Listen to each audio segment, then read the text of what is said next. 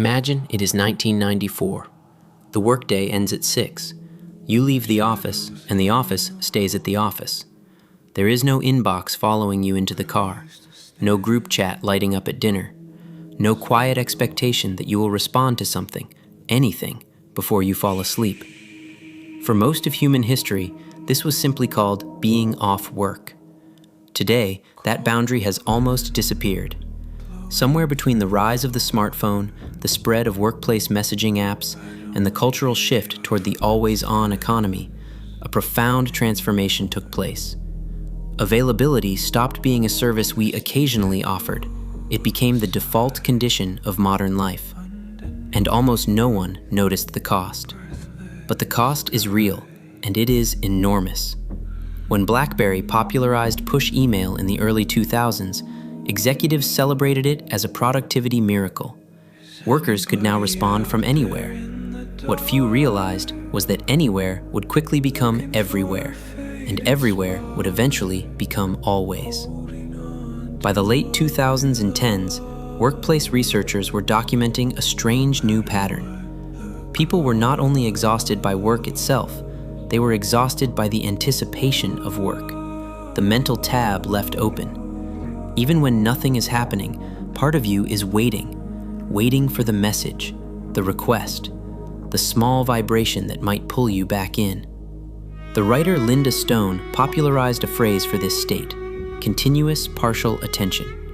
It is the state of being partly present, partly resting, partly connected, but never fully any of them.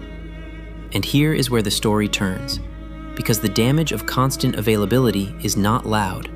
It does not arrive as burnout in one dramatic moment. It arrives slowly, quietly, as a gradual flattening of life. Conversations become shallower, sleep becomes lighter, hobbies fade because hobbies require uninterrupted attention. Creativity declines because creativity is often born in boredom, and boredom has been engineered out of daily life. Even relationships begin to thin, not through conflict, but through distraction. The person across the table is competing with every person who might text. And slowly, imperceptibly, the people physically present in your life begin to lose to the people who are merely reachable. We were told connectivity would set us free. What it actually did was quieter and far more profound.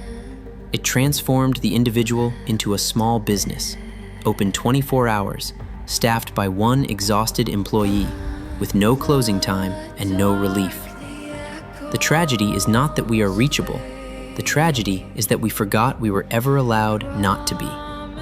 The way back is not dramatic. It rarely is. It is a single hour, protected. A phone left in another room. An evening that belongs to the people in it. A morning that begins before the world is permitted to enter.